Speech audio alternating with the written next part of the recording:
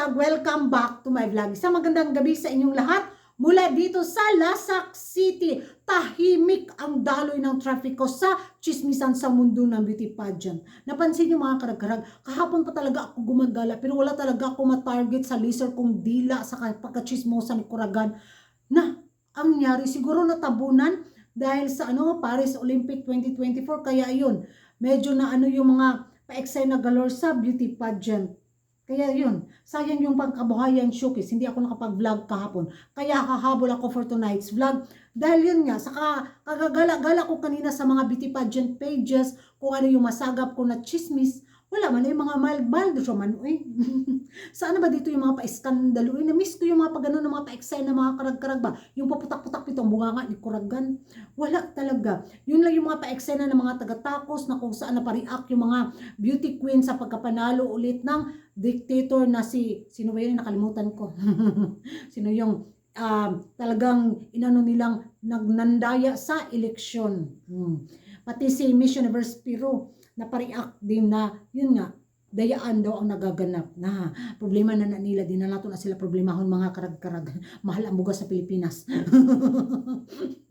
Kaya ayun, at kanina rin halaka, ayun, napapansin na si Uncle.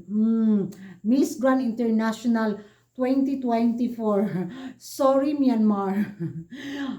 Nilipat sa Cambodia ang host ng Miss Grand International 2024. Sabi pa naman chismosa ba na isahan daw si Uncle sa Myanmar. Kasi nga pinasok niya yung kandidata ng Myanmar sa dati sa last pageant niya, di ba? Kasi nga sila yung mag-host daw sa Miss Grand International 2024, but this year ayun, bigla daw may mga problemang nagaganap, kaya goodbye Myanmar, hello Cambodia. Yun nga, nakita ko yung mga pa-teaser na pa-video ng Miss Grand International sa kanilang social media account. Well, ayun naman talaga, given naman talaga na talagang pasabog yung mga pa-teaser eksena nila. May mga patulay-tulay system sila ba? Inspired by Philippines. Yung kay Steffi Abira story, na tulay yung pasarila, yung runway challenge bitaw. Doon sa Cebu, katong tulay sa Cebu ba nga taas kayo. Ayun din si Angkor, may patulay system din siya. Pero in fairness naman talaga, ganda ng pagka-edit. Yun naman, doon naman talaga magaling ang Thailand.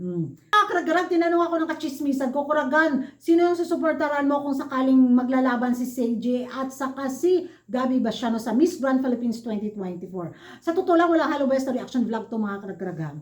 Mas gusto kong suportaran si CJ sa kanyang journey sa Miss Grand Philippines 2024. Kung sakaling pala rin mga siya manalo sa corona at lalaban sa pageant ni Uncle, I go for CJ. Nakita na kasi natin si Gabing lumaban sa international pageant, diba? Kung pagdating naman sa mga pag-gown, mga pa-idea ng pag-gown, tapos sa pasarela, well, magaling naman dyan si CJ. So gusto ko talaga si CJ mga karag-karag na makita kung paano niya inisin, kung paano niya landian si Uncle sa kanya mga pakimikimimrot na mga pasarela style at sa kanyang drama effect na performance sa kanyang pa-evening gown. Sana kilitiin ang buga ni Uncle. Kung sakaling magkatotoo yung chismis nga lalaban nga itong si CJ sa Miss Grand Philippines 2024. Si Gabi kasi nakita na natin siya na-perform sa international pageant. But yun nga, yung sa kanyang performance, okay naman, pero medyo nadismaya ako nung lumaban siya sa international pageant. Siguro doon sa kanyang choices, sa kanyang mga pa-outfit na nilaban sa anong pageant pa nga yun, nakalimutan ko na. Comment down below kung mali ako mga karag-karag. Yan ang mga karag-karag, ang mga latest na nasagap ko na mga pamild lang na mga chismisan na nagaganap ngayon sa mundo ng beauty pageant. Ewan ko kung bakit talaga ang tahimik sa linggong ito. Sana pa after nitong Paris Olympic 2024, muli manumbalik ang ningning ng mga chismisan, mga pa-iskandalo at mga revelasyon sa mundo ng beauty pageant, di ba? Nako, excited ako. Excited akong kumuda. Magbula-bula niya akong bakba. Ganon. Yan na mga karagaragan. Thank you for watching. Kung may alam kayo mga pachika dyan, comment down below. And don't forget to like and subscribe. Kuragan Karag, ang babaeng lagi na karag. And see you in my next vlog. Bye-bye!